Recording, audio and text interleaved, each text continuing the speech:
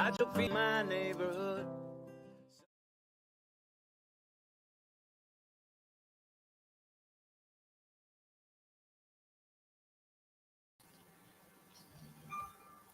Hi, everybody. Welcome to another episode of Fearlessly Authentic. We have a special guest with us today. Hello.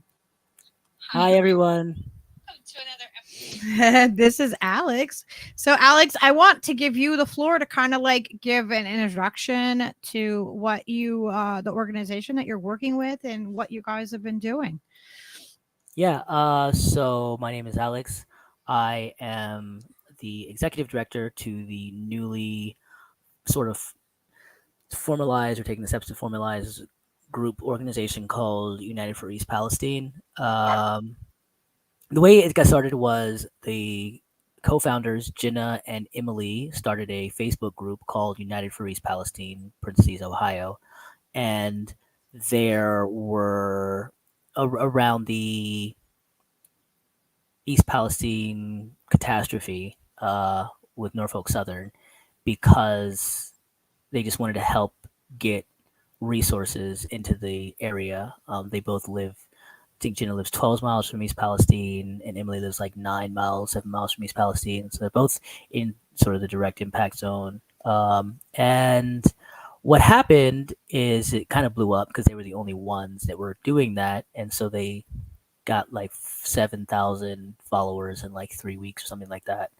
There was a period of time when they were getting 1,000 followers a day, and they were interviewed on Fox News and CNN and Newsmax during the brief span of time where the mainstream media was interested in the story, only because people were it seemed for a moment like they were going to completely ignore it, but it was blowing up so much. People were pushing so hard that they did sort of a cursory, just kind of obligatory coverage for a few days, and then it seems like they're just kind of letting it go. And I met Jenna and Emily online because I have experience in organizing, and I just reached out because I'm I'm a solidarity member with I'm a solidarity member with Railroad Workers United, and so I get their newsletter. So I found out about this early on, and I just wanted to see how I could help, with the idea of maybe trying to help set up a mutual aid network to get resources into East Palestine to help get people out of East Palestine or out of the area.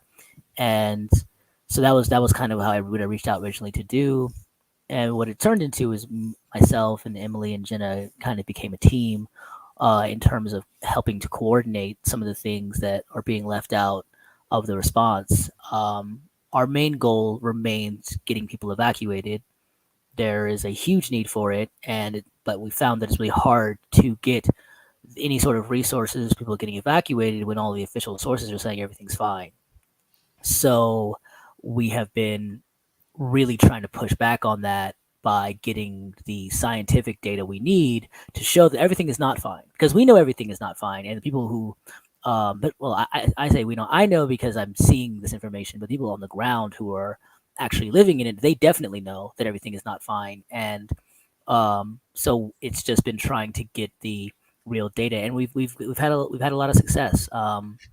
We reached a professor from Purdue University, Andrew Welton, at the Welton Group on Twitter, reached out to us pretty early on, and we've been working together. And he and one of our team members, Aaron Bragg, who lives in the area, went around with his team to a bunch of different houses, 14 homes, over a span of 1.5 days, and collected a bunch of samples from the rivers to test the water for dioxins. And literally 2 days after he posted that he was doing that, the EPA finally said they would make Norfolk Southern test for dioxins.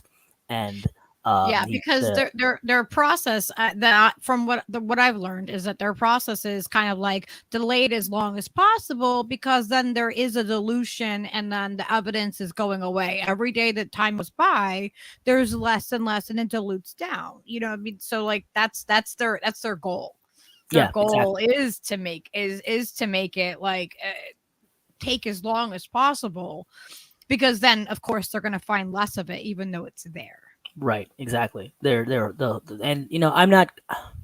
So I don't want to get in. I mean, I have my own opinions on things, right? Like I have my own opinions about how they're doing things, but I have been. I'm as I represent an organization, I don't want to try. I don't want to necessarily push a narrative that isn't 100% factually provable. Yep.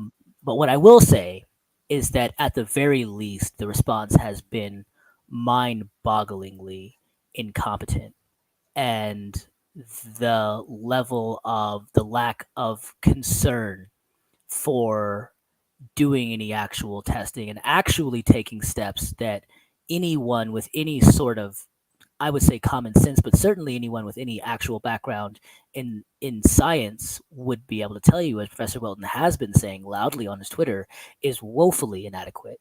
And the fact that the EPA has been so organized in their putting up a good face and telling everyone that they are doing testing, while in the actuality of it not doing anything that would be that would even in the realm of good science to back that up, speaks to, if not, corruption and complicity in helping poison people, at the very least a level of incompetence that is almost more terrifying than if it was just corruption.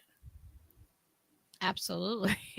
Yeah, like either way, the bottom line is that people are sick there. They're Mm. dealing with this, and your goal is to get them, get them out of there and relocate them. So how are you doing in that process? Like what is, like what resources are you, I mean, is there any resources that are happening on the ground? Because I know Norfolk Southern, I know that they had said, you can sign releases, and I've seen copies of the releases, and they're offering very minuscule amounts, and they had people evacuate for a very short period of time, but they are telling people that they're safe. So like how has that been, like, on the ground trying to get people out? Like how has that process been working, or getting the testing done?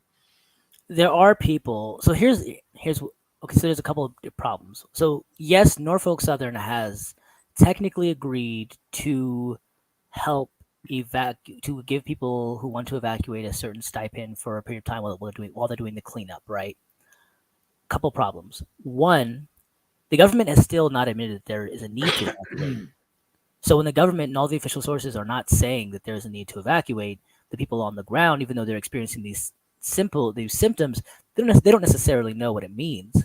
They don't Yeah. necessarily know that the fact that they can smell chemicals means they're being exposed to them, especially because the government is actively participating in gaslighting them about it. There's a video you can watch of a woman named Zuja. They go into her home. She's talking about they can actively smell huge chemical smell in the house, and they have this little machine. They're saying, "Okay, well, you're good. It's clean," and that's obvious. That's not possible. That's not how smells work. If you can smell something, that means you're being exposed to it by definition, and they know that. I'm certain they know that, and she knew that. So, but they're so insistent on gaslighting about it, and maybe, I don't know, maybe the people they hired to do like the on the ground testing literally just don't know anything about science and don't know how anything works, and they've Well, been I looked into trained that how company. their things work. Yeah, right. So I looked you know, into that company, and they have quite the track record. I'll make sure that I link that show down in the show notes below. mm, If anybody missed that show, where I exposed the trail that CTEH has left in their wake of many disasters, because they are the company that gets called into these disasters, like, mm. over and over and over again. Um, it, I mean, it appears to be like it's, a coordinated effort. Like, oh, we had an oops. Like, we're gonna call in our private company partnership into test for us. You know what I mean? And then it's just, there's a repeat pattern there, and we don't have to get into all of that. But I have I have I have done a deep dive into that previously. So so you're trying to get testing done by an independent company, or like how are you sourcing the tests that you're seeking to have done? How are you So testing? So Professor Welton came in and did some tests. He's professor of Purdue University, and he has access to the capability to do these tests, but someone still has to pay for them. And he went down with no funding, and so just put that in perspective. 1.5 days, him and his team went down, and then next week another team went down, and from that, their testing is only preliminary. They haven't even finished testing, but from that, they are already $25,000 in the hole. And that's a university, so they're doing it for much less than what it would cost to get a private company to do that. So for a private company, like $100,000. So this is what the government should be doing because they obviously have the access and means to do that, but they're not. So we have created a fundraiser to try and raise the funds to do that. We're still working on getting to the first $1,000. So we still have a ways to go, but we are determined to get this testing done, and we are doing everything we can in the meantime to get the testing done without the money. It would be great if we could get people to kind of give this fundraiser some traction so that we can get the money, because it's not just because right now it's more than we can do just to get testing in the immediate area. Like even that has already put us put Professor Welton $25,000 in a hole, and he's just a small team. We need more people to do this just in the immediate area. But to put it in perspective, we are getting credible reports of people experiencing symptoms as far as Ontario, Canada. There are people in Kentucky who are experiencing things, and we need not just testing on the samples that are being saved, but we need to get them tested before, because it's still breaking down. So there is a huge need to get testing over a very wide swath of area, and not just the chemical testing, but also we need to know what's happening to the ecology, like how is this impacting plants and lichen and etc. There's someone on Facebook named Martin Sassy, and she has been documenting. She's in the mountains in Canada, and she's been documenting how the lichen that is facing in the same direction of East Palestine is showing signs of toxic poisoning. The trees are as well, and that's way in Canada. I mean, East Palestine, Ohio isn't actually that far from Canada, but it just puts in perspective what kind of range we're talking about here. We're in Connecticut, and I'll tell you, like, what was it? Was it a couple weeks ago, Steve? The snow we had. It snowed here, and Connecticut. Usually in past years we've always gotten a lot of snow, but like the more recent years we haven't been getting as much snow, and the snow smelled of chemicals. Yeah. And it wasn't just outside of our house. Like we actually were in town, other places, and we could smell the chemicals in the snow. And even like my neighbor was talking about it with me the other day. Like it was the weirdest thing. Like I was like, this has got to be what that. Like, it's got because we watched the way that there were simulations on how, how it moved and how all the chemicals moved with it, in the aftermath of it. And I was like, holy shit. I'm like, this is insane. I can't believe that, like we can actually smell chemicals. And I can't say for sure 100%. It's anecdotal evidence. I didn't get a sample of the snow or anything, but I can tell you that was a weird thing that happened, and it was after the derailment. Watch out where the chemicals go, and don't you eat that yellow. Yeah, and your experience is not rare. There is blowing up on TikTok where all throughout Ontario, Canada, people were posting TikToks of the exact same sort of chemical smear that we saw people documenting in the rivers and creeks around East Palestine. That exact same thing was in the snowmelt, and it's in Connecticut, in Buffalo, New York. Everybody has been. There's so many accounts of this happening, and nobody in media that we have ever reached out. We've told people in media this is happening, and nobody wants to talk about it, which to me is baffling, because just from the perspective of a journalist, from the perspective of somebody interested in a story, that's a very huge part of the story. Like, you're talking about East Palestine, but we know there are all these accounts of this is spreading all the way to Canada, Connecticut, upstate New York. What are we doing not talking about this? It's absurd. Yeah, like people, like I showed on my show, like, there was people that, are reporting like that, like the paint is coming off their vehicles and Yeah. like, like Yeah, stuff is because of the rain. happening. Because of the rain. Like Yeah, it that doesn't happens. just the dilution, it just means that it's moving. It doesn't mean that like it's going away. Yeah. Dilution just means that it's spreading out. So that means where is it spread? How far is it going? Yeah, and we have models that have been doing that. I see a super chat there. I think that's what those are called. It's called a super chat, right? Well, that is not a super chat. That's just a comment in the chat. I don't have. Oh, I'm not okay. monetized to get super Oh, chats. okay. So, but Vegan has a question. Yeah, for you. I have a question for Alex. Is United for East Palestine working with River Valley Organizing? So yes, and also sort of. We are in communication with them. Amanda is an amazing organizer and a friend, and we actually we are meeting together and talking. But they kind of are doing their thing, and we're kind of doing our thing. We're working together, but we're not like working together. Like we're not like we have you're coordinating with each other or whatever. Yeah. So that's good. That's definitely good. It's always good to see, when people are, like that cross pollination. That's you know what I mean. That's what we need to do. It's what we need to do as organizers. What like independent media should be doing. We should be, cross pollinating because that's how we get the word out. I saw it was Misty, comrade Misty, Misty Winston.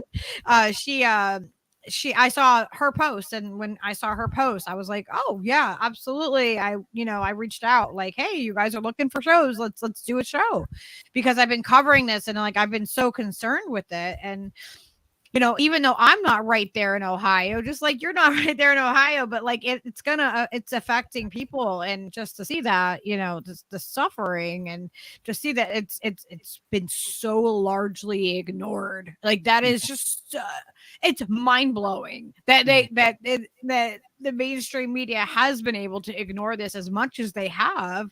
And that I'm surprised that the trains are even running through the town. I'm just going to put that out there, not suggesting anybody do anything, but I'm surprised that people are still letting the trains run, because now there's been more, there's derailments all the time because our infrastructure is just like shit. But there was just one in Washington and there was just one in Arizona, and with toxic chemical, like not the same level of toxicity and the combination that happened in East Palestine, but there was, there's spills that are happening still. And these companies are not being held accountable for it. And, we know what's happening with the testing right now. So you guys are fundraising mutual aid to help get people out, right? And to also do testing.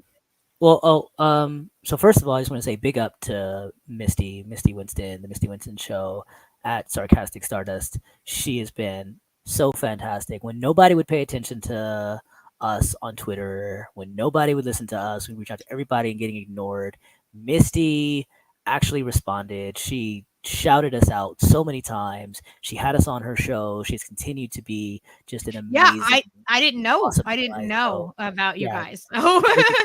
Big up to Misty. Thank you so much. Really appreciate it. In regard to the mutual aid, so we started a GoFundMe to get people evacuated, but it quickly became apparent that it was just not feasible to raise anywhere near the amount of money we would need to actually do that.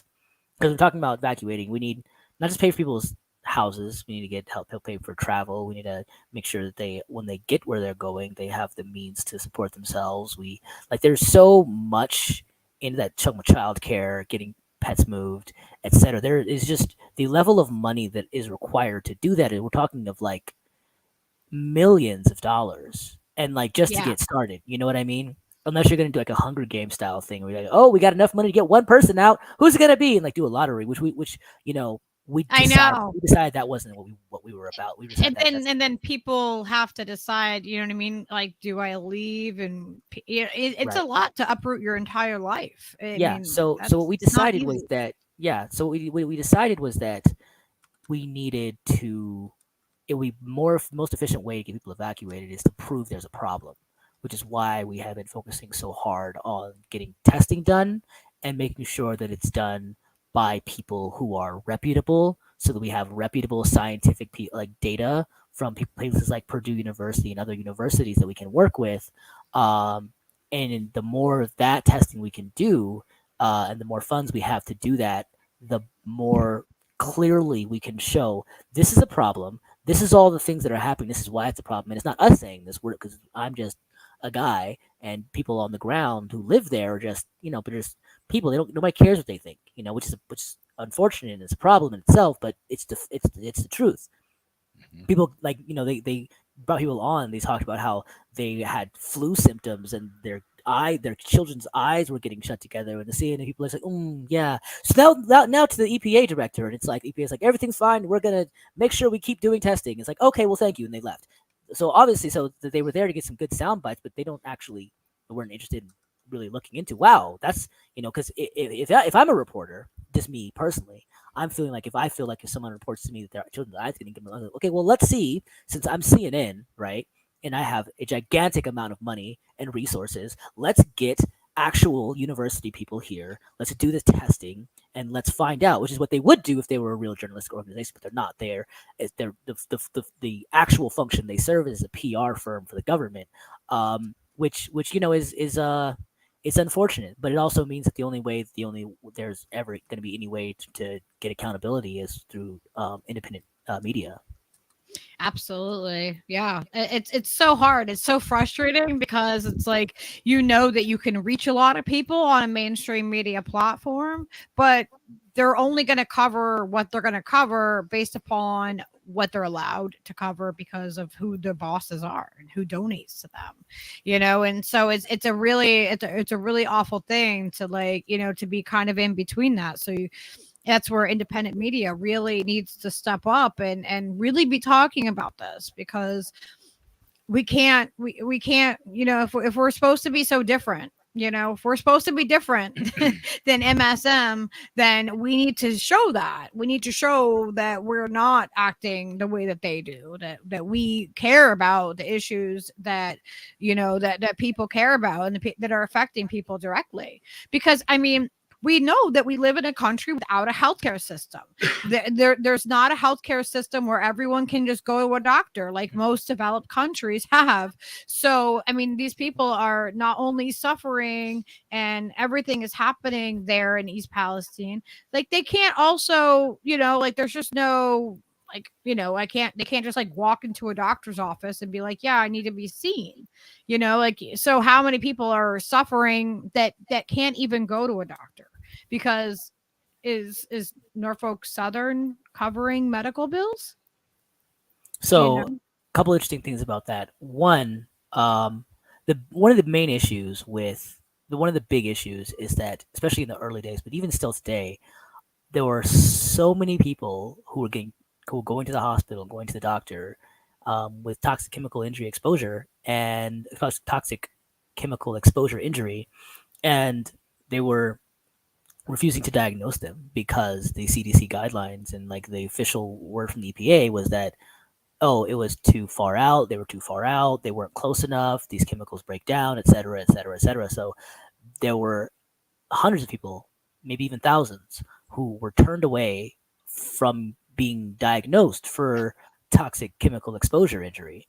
And that has sort of perpetuated. And, I personally, the position that industrialized nations will normally provide healthcare is true, but it's not just true of industrialized societies. It's true of most societies ever, generally speaking. Yeah. In order for a civilization to exist, in order for any kind of cohesive society to exist, access to some sort of medical treatment is fundamental to that. to the Yeah, whole idea the of medicine woman in human the society. tribe, Yeah, like everybody had. It's not like you had to pay, like, oh, if you needed to see the medicine woman in the tribe before there were modern day medicine, it's not like it was like, oh yeah, well, let me see if the insurance is going to cover you.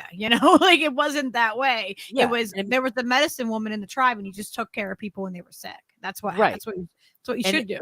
yeah, and even it's in every society. Like I mean, you can go to you know people living in extremely sort of rural, you know n- very low technological areas who Mhm. are have the medicine woman or whatever, but you can go to 15th century India, advanced civilization, or 14th century Mesoamerica, where you have people living in cities, 10, 20,000, 30,000 sometimes. Um, they still have medicine practitioners. I mean, this isn't something. I mean, this is something that exists in every aspect of what it means to be human. Is our ability because we have a certain level of intelligence and a certain level of advanced physiology that allows us to treat wounds and look at how things are treated and look at how different plants and herbs and other chemicals can be used to impact those treatments. And that's just it's not something that I feel belongs to any one human. I don't want to get off on this tangent, but all I'm saying is, it's In it's civilized it's a society, yeah that should it's just a be a given. It's a human yeah right. in basic the cohesiveness of humans living together. There is just a fundamental aspect of treating people when they are sick that is important for humans being able to coexist together. Yeah, And when because you have we're only as healthy as our sickest individual. We're yeah only as strong as the weakest individual. So if we make the people that are sick better, then we're all better. Like yeah that's just how it works. yeah And I mean and and 100%. So like the point I was trying to make was just that when we have a situation where people's fundamental ability to live in a healthy life is taking a back burner what to the interests of a corporation and their ability to just continue to rake in whatever profits and break whatever laws, hurt whoever people. I don't know if people knows, but poisoning is a felony. That's a felony when you poison. And poisoning in the state of Ohio is defined as introducing a chemical into a place where there's a reasonable where a reasonable person would feel that would be come into contact with humans, right? That is the legal definition in Ohio of felony poisoning, and by any measure, that is what they did. And so, but there's not, and so you have the governor of Ohio coming out with a statement, say that the AG, the Attorney General, is coming out with civic charges. Okay, good, but that shouldn't be the question. Okay, civil charge is fine. What about criminal charges? Who's getting arrested for this? Who's getting indicted for this? Because there are a lot of people who could be held culpable for people being injured. We know they were injured, right? And that's another thing is when you have this narrative of the government helping run cover corporations so that hospitals aren't even um, for largely aren't diagnosing people with toxic chemical injury, well then that isn't just relevant to whether they can get treated. That's also relevant because if there is on paper no injury, that means on paper there's no crime. So yeah. it's important for to see like this is all just to protect the interest not just of the corporation but to keep people responsible for being held accountable. And that's a problem. We can't have a society where where organizations can just poison people and no one be held accountable. Otherwise, our society is going to fall apart. Like there's no. I don't care what side of any bridge of philosophical or political thought you fall upon. There is no version of that where that can be acceptable. Exactly. It's exactly right. It's really crazy because if an individual person does something to people, then that is a crime. But it seems like if a corporation does something to people, it's suddenly not a crime. Like they just have blanket immunity, and it's like that's not not how that doesn't work for us. That doesn't work for people as a society. And if that's gonna I mean that's gonna break us down quicker than anything. Yeah, exactly. And the problem is that like I feel like a lot of people are aware of it. In terms of instate are just aware of it in terms of a more I'm not sure the word I'm looking for in like not fully thought out, but just kind of are tertiarily aware of that is a problem. But if you actually look at it legally, that's not the case. Like in terms of practice, that's how it's shown. But if you actually look at the laws, there is nothing protecting someone in a corporation who is responsible for committing it for a felony from being indicted. There's nothing. These people can be indicted. There is a full legal in the legal back spectrum of how the legal system in the United States penal code works. There is a very clear pathway to holding people accountable. So it's not that the pathway isn't there; it's not being pursued, and that's a problem. Because if you can see there is a problem, and you can see there is a crime being committed, then there needs to be pressure for people to be held accountable. We can't just tacitly accept. Okay, well, we see that it's a problem, but I guess that's the way it is. No, that's not just the way it is. That's the way they want it to be. But it's only the way it is if it's allowed. They allow that. If we as a society collectively allow them to do that, because we have a very clear background for holding them accountable, but they need to be. In order to do that, there needs to be an insistence, not just pressure, but an insistence that there be criminal accounting. Otherwise, what's the point? Exactly. Like if we let them, the more like we're in the position that we are in this country, in this world. Well, speaking of our country, like because of things just getting overlooked and getting just accepted that that's the way that it is, and until we put our foot down and say no, this is not okay, we're not going to tolerate this, no more of this, then they're going to keep doing it. Complacency. Everyone being complacent over things for years and years and years, and the cycle just continuing on and on and on. And until we break that cycle, until we say enough is enough, then it's gonna continue to happen.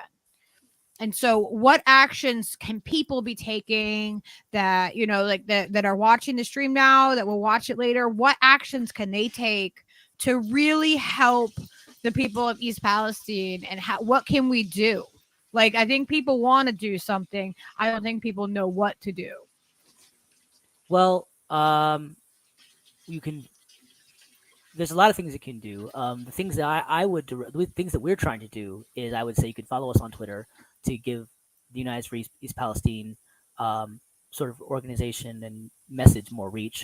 You can go to our fundraiser and donate so that awesome heroic professors like Professor Welton and Professor Dr. Beatrice Galam, who's from UC University San Diego, California, who is kind of heading up the medical research aspect of this, and people like Devin Oship, who are working on building models and collecting data so we can have good models for where this is going and what the short, midterm, and long-term effects are going to be.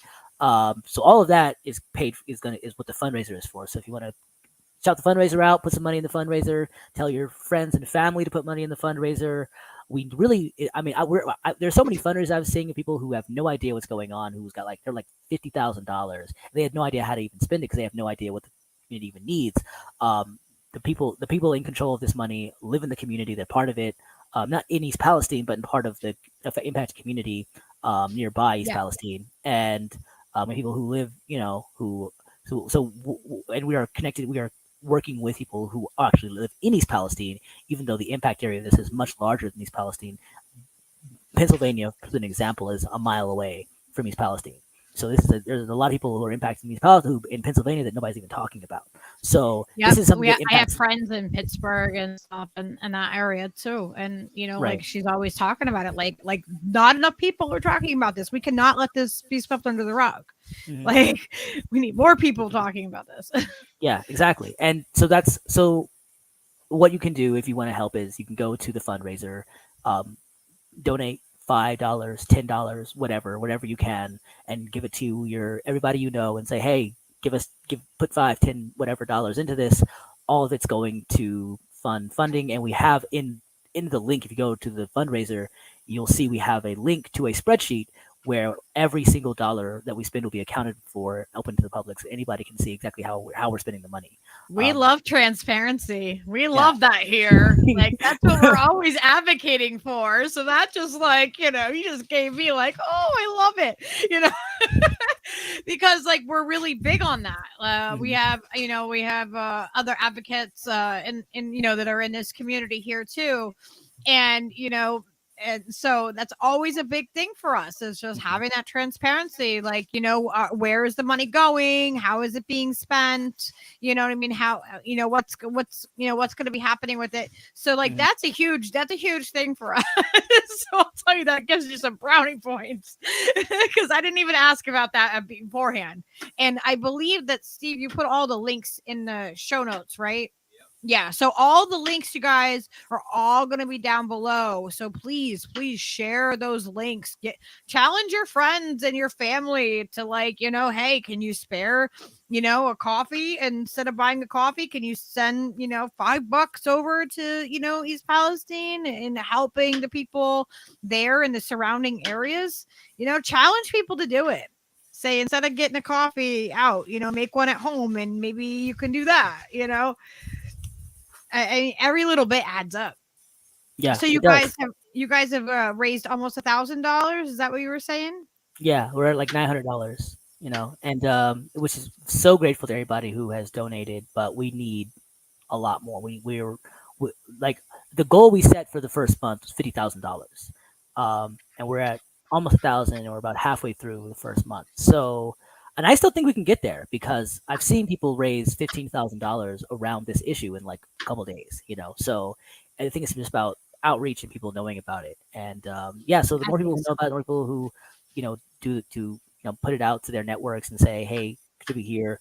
I think we're very I think we've done a lot to try to be very transparent, much more transparent than I think most fundraisers. Not the same problem with giving most fundraisers. I'm saying, in comparison to other fundraisers you might give to, we have taken strides to have complete transparency. We are putting the people who are actually being impacted and giving people a platform to be heard. We are working directly with the community, inside the community, as part of the community. We have members of the community are part of our team, and we are working with. We have already made strides. We've shown. We can show you the timeline of how Professor Welton came in, and how his coming in is. There's almost it's the timeline is it's. I can't prove causation, but it's very it's very hard to see that there's not some correlation between him coming in and making those posts, and the EPA finally telling people to stay out of the creeks, and finally telling Norfolk Southern to test for dioxins. And there needs to be continued pressure, and we need to be able to have that ability to put that pressure on people. And the best way to do that is to be able to fund our own independent researchers and testing. And if people can't, if you can't, we understand times are tough. If you can't donate, then, word of mouth is like a huge thing. Just making sure that you put that information out there, that you're telling other people about it. That's a huge thing. Like share the streams, share the links. It's really about keeping eyes and ears like on this, and making sure that people don't just like, like there's always so much happening. You know what I mean? Like you can look at any news feed, or, on Twitter, or, I don't watch mainstream media. I don't think most of the people here do, but any of those sources, if you look at what's happening, it's just so quick, it's so quick, but we got to make sure that the focus is stayed on, some of these really tragic things. Like, we need to make sure that the attention stays on them, that we Absolutely. don't let the news cycle just swallow it up, and just on to the next. Mm-hmm. Absolutely. And this could happen in anybody's backyard. Like, this could happen to any of us. This is not just there. Follow us on Twitter. We have follow Andrew Welton on Twitter. We are doing everything we can to put out. Go to our Twitter. You will see a lot of information that's being suppressed that we have on our Twitter. Go to our Twitter, follow it. Follow at the Welton Group on Twitter. That's Professor Welton, his team. Follow people other people who we were reposting, who are putting out the real information that's being suppressed. There's a lot of information out there that's not being told. Follow it, share it, like it, and if you want to go to our fundraiser and share it, please do that. If you have just $1, we'll take it. Just anything you can.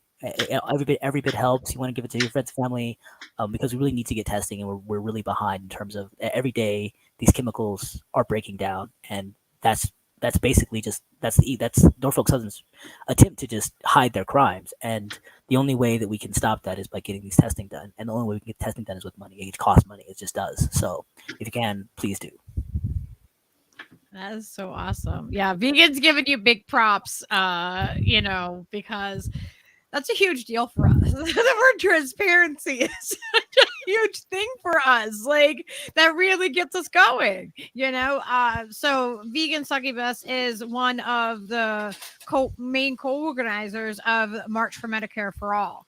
And they keep all of their, their financials right on their website, transparency, baby, that's the way to be, to be not like mainstream media, to not be like, these huge corporations. And that's the way to do it, is to have the transparency and to really show what really matters. If you don't have anything to hide, then you put it out there like that. And that's just like, oh my gosh, you just won us over. Well, that's good. I'm glad. Absolutely. I'm so happy that you guys are doing all that you're doing. And I know you have to go to another show soon. So what would you like to leave everybody with today? So much good information. You're going to have to come back on. Yeah, it's been a pleasure. I got about 10 more minutes, but if there's one thing I can impress the people, it would be, there is still a lot. There's so much about this story that has been, that the things that you're being told are not true. That need to be looked into. We've been told that the story, and this has been uncritically reported by pretty much every news source I've seen, including independent news sources, that the fire was set because if they didn't set the fire, the tank would explode. But if you know anything about vinyl chloride, or how it's stored, and we've talked to a lot of people who do know about this, that's not how vinyl chloride works. In fact, there's a video that's on our Twitter called Chemocide. It's was put out by a person who does a really good breakdown on this. But there's a lot of evidence, and they got a lot of reason to suspect that no, the vinyl chloride would not have exploded. In fact, it would have eventually just stopped. The fire would have just stopped. In fact, that is how they recommended before they changed the recommendations, really the day after, or the day before, whatever. I think the day after, how it be handled, because it actually cools as it contracts. But anyways, regardless, even if they did, they only got even if that one did need to be set on fire, why did they set 5 cars of vinyl chloride on fire? They got one that was on fire, so why did they set 5 fires? And those are 5 cars of vinyl chloride. And why then they called it a controlled burn. Yeah, a controlled burn wasn't controlled. Absolutely. We saw the plume. Right. But here's the thing: it wasn't just vinyl chloride. They also set a car of frozen vegetables on fire. Why? There's so many other things in those cars that were set on fire. They just set it all on fire. Why? There was no question the frozen vegetables were going to explode. So why did they set that on fire?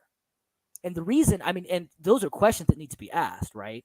And when you look at how they get more for insurance from just setting them on fire than from throwing it away, then you might start thinking, okay, well, you look at the laws and how their insurance is set up, and where their insurance is, the $1 billion of insurance they have set aside for covering their lost materials.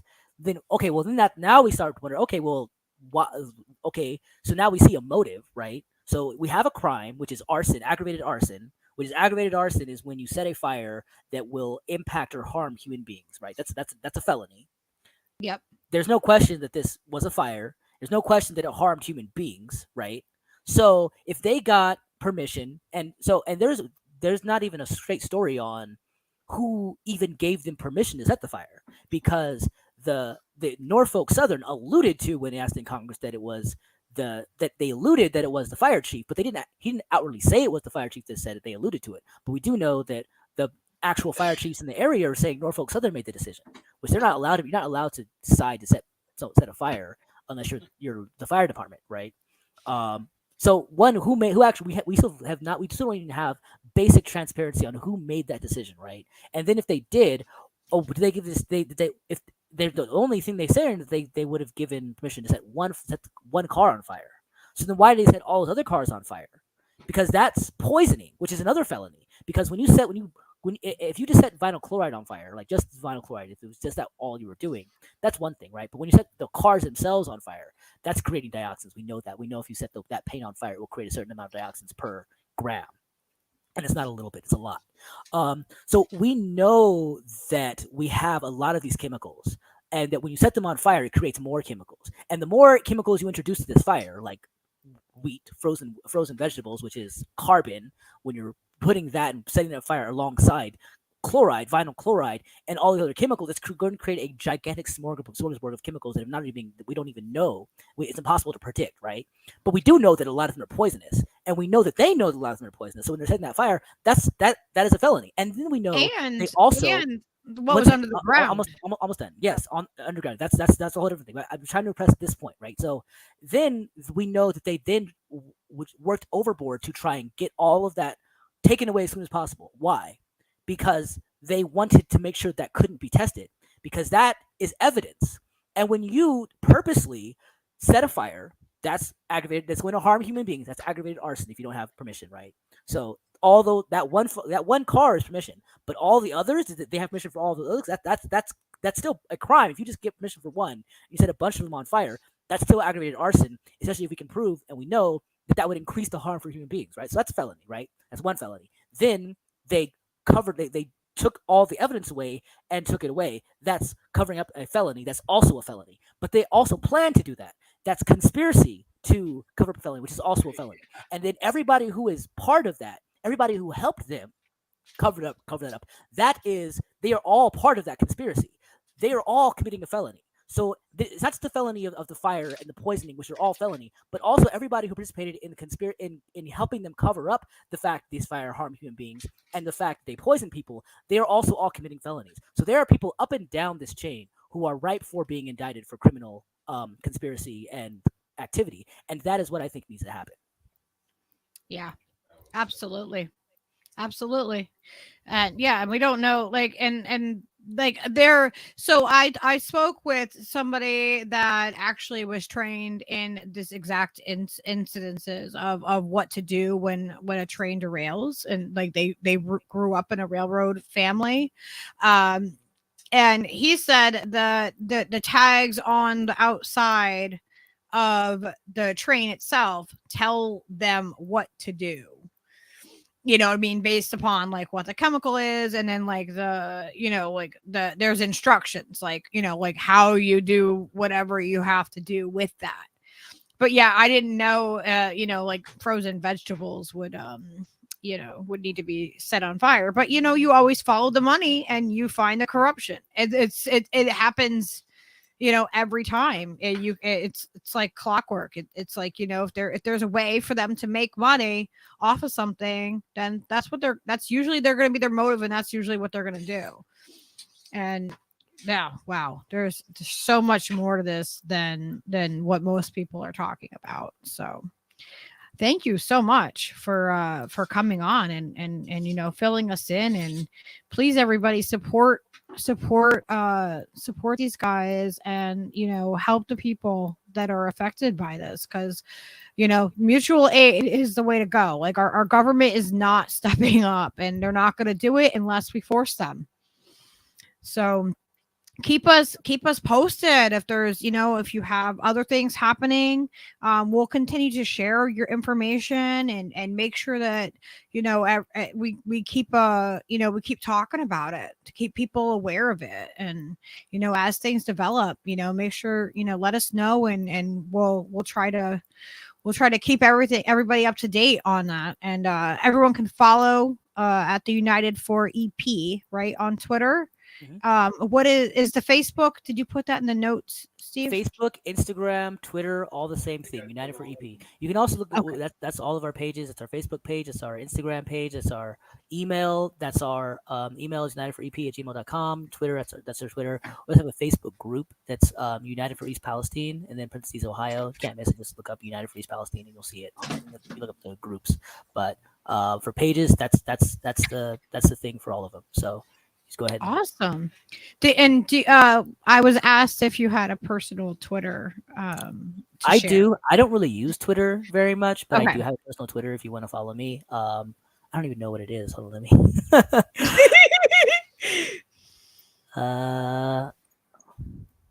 My personal Twitter is Alex Starspeak. Okay, and I can put that in. I can share that with some of these guys if they want to find you that way. Mm-hmm.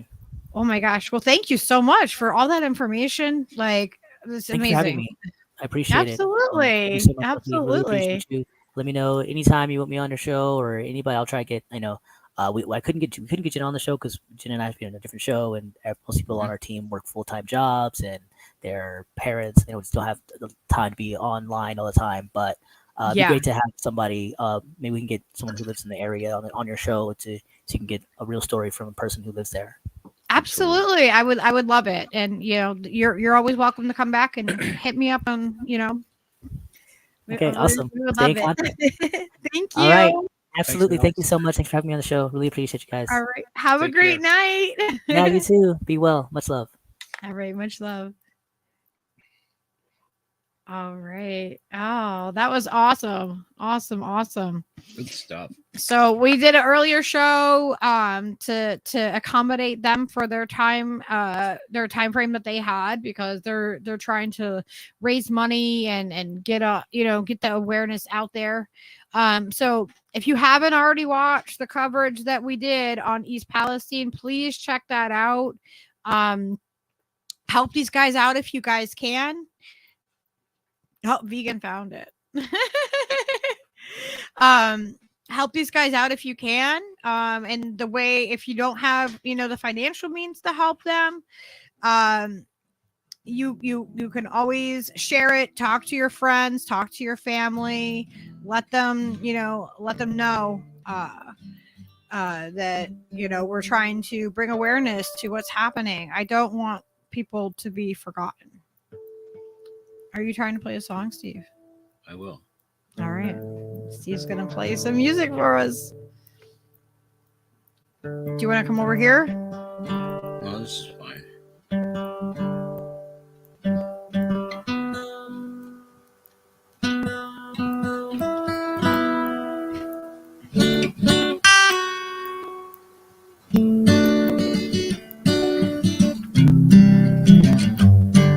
Riley!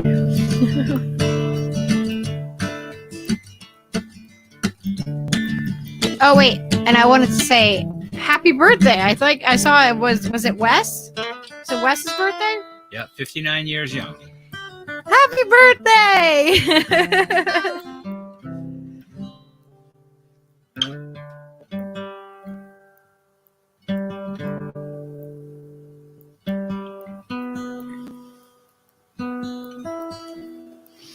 I want to remind everybody, please hit that like button.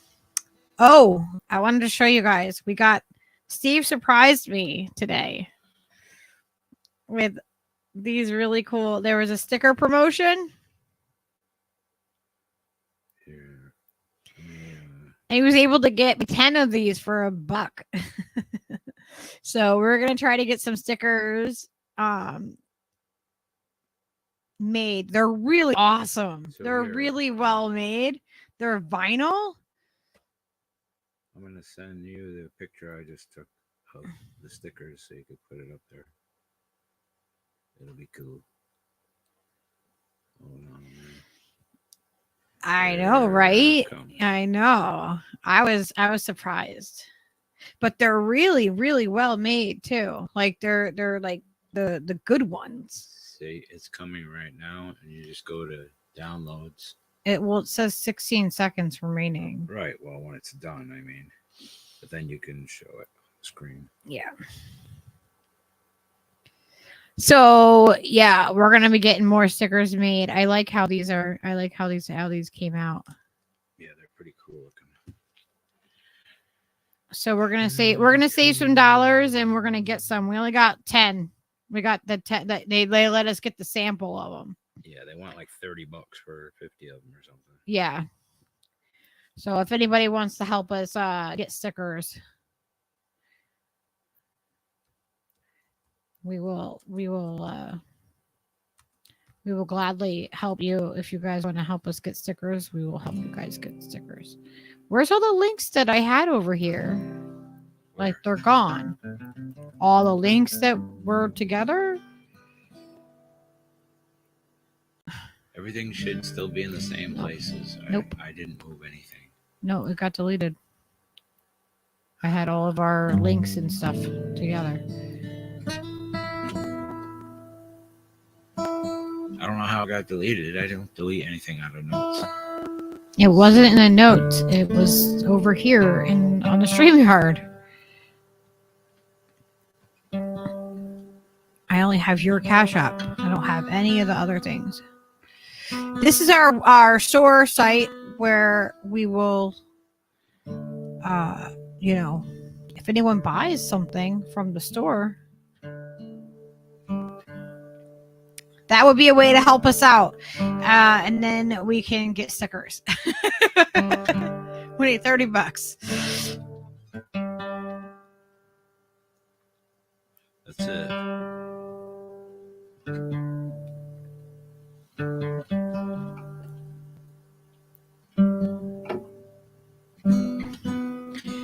Yeah, Pax, I understand. There's a lot of people that are just not worried about the actual issues that are happening and everything. And they are ostriches. And they put their heads in the sand. And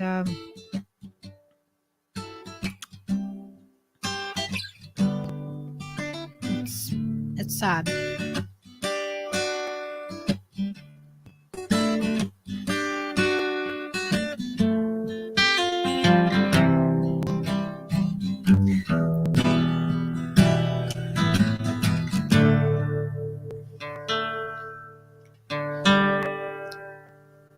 Look at how good they came out.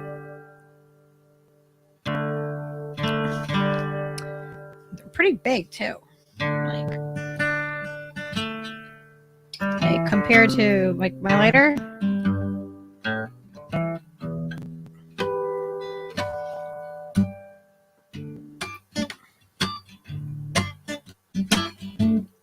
Walk me out in the morning dew, my honey.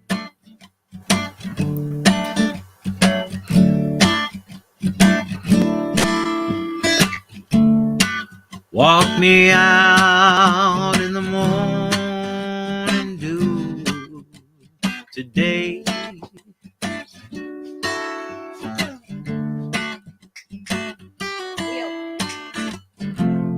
can't walk you out in the morning dew of mine.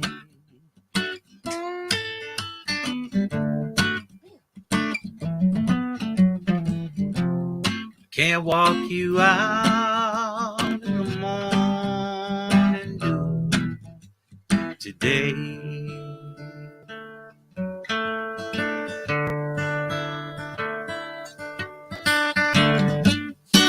I thought I heard a baby cry this morning.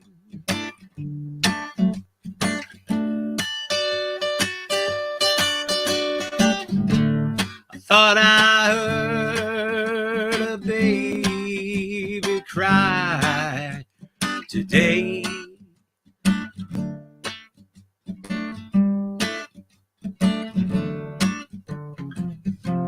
You didn't hear no baby cry this morning.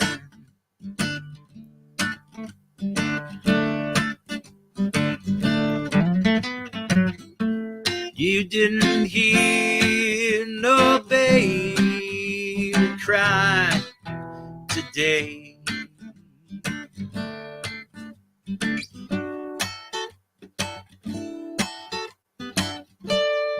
Where have all the people gone, my honey?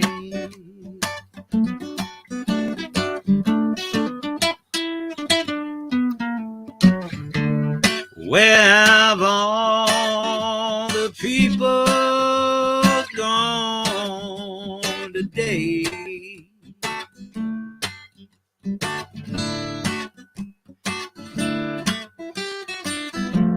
Well, there's no need for you to be worrying about all those people.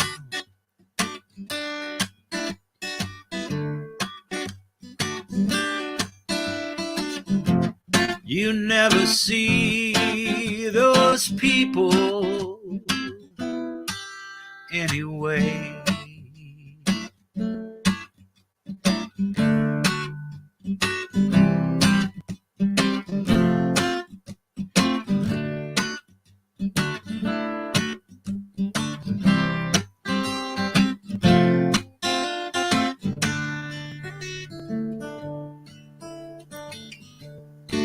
I thought I heard a young man moan this morning.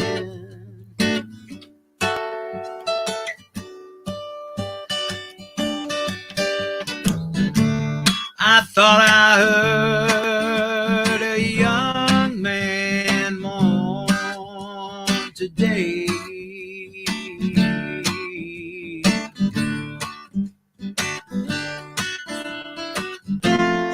You didn't hear no young man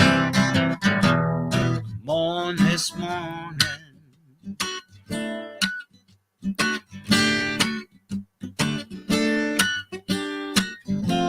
You didn't hear no young man mourn today.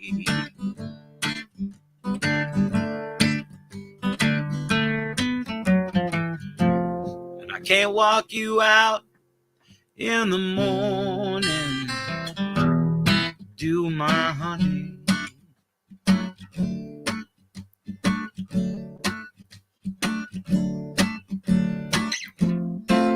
I guess it doesn't matter anyway.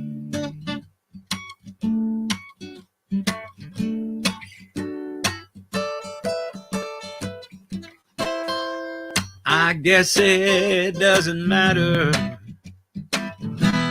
anyway.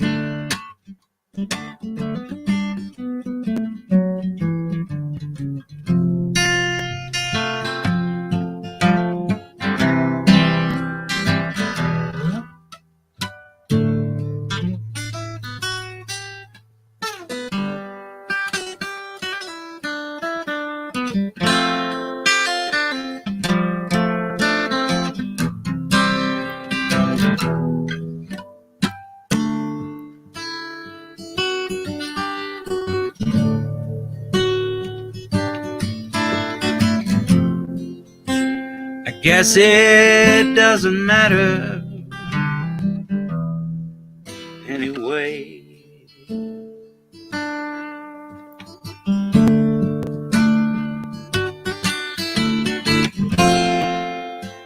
I guess it doesn't matter anyway.